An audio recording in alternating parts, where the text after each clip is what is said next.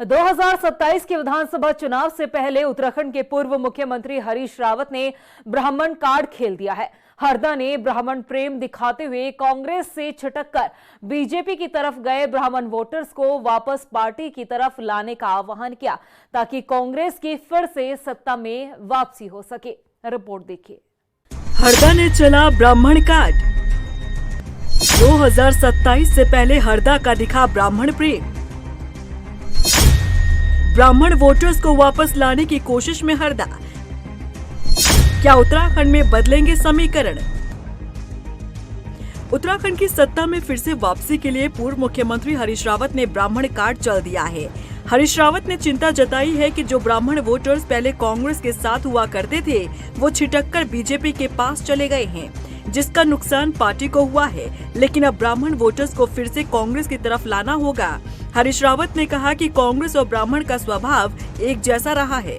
कांग्रेस और ब्राह्मण का स्वभाव एक, और यही कारण है कि कांग्रेस भी कमजोर हुई जब तो जो है जो ब्राह्मणिकल स्वभाव था, जो सबको एकजुट रखता था, सहिष्णुता और सद्भावना फैलाता था, वो आवाज भी कमजोर हुई है और उसका परिणाम दोनों को राजनीतिक रूप से भी देखना पड़ रहा है और देश को भी भुगतना पड़ रहा है।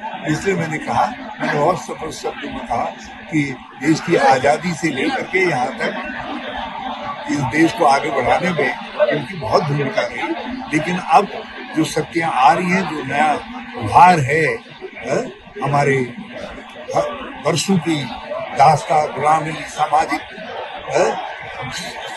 असहिष्णुता आदि के जो लोग शिकार हुए हैं, उन वर्गों को भी आगे लेकर के समेटना है।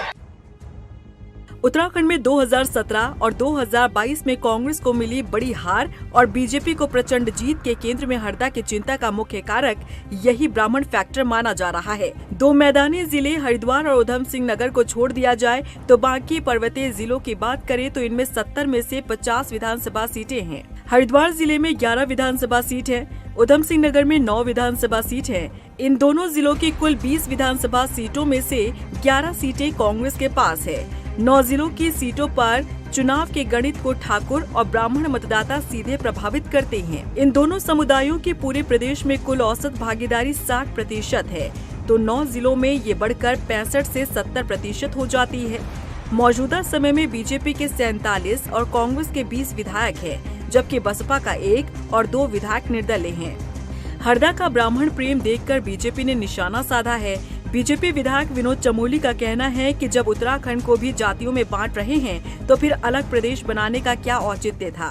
उत्तराखंड को भी अगर हम गढ़वाल, कुमाऊं, ब्राह्मण, ठाकुर, शेड्यूल कास्ट, जौनसार इसमें बांटेंगे तो फिर उत्तराखंड बनाने का औचित्य क्या रहा। और हरीश रावत जैसे सीनियर नेता, मैं कह सकता हूं कि अगर सीनियरिटी में लेंगे और जनप्रतिनिधि रूप में लेंगे तो सबसे सीनियर से मैं उत्तराखंड में हरीश रावत उस गिनती में आते हैं। अब वो इतनी छोटी बात करेंगे, इतनी ऊंची बात करेंगे, उनसे अपेक्षा नहीं की जा सकती है। क्या कांग्रेस सिर्फ ब्राह्मणों तक सीमित रह गई है क्या कांग्रेस में ठाकुरों का विश्वास नहीं रहा? या कांग्रेस सिर्फ कुमाऊं तक सीमित रह गई, गढ़वाल के लोगों का विश्वास नहीं रहा? या जौनसार जहाँ से अपना जिला पंचायत का वो उपाध्यक्ष बनाकर लाए हैं और वहाँ पर उनके पास प्रीतम सिंह जैसे लीडर हैं, तो क्या उनके होते हुए उनको ब्राह्मणों पर निर्भर होना पड़ रहा है क्या?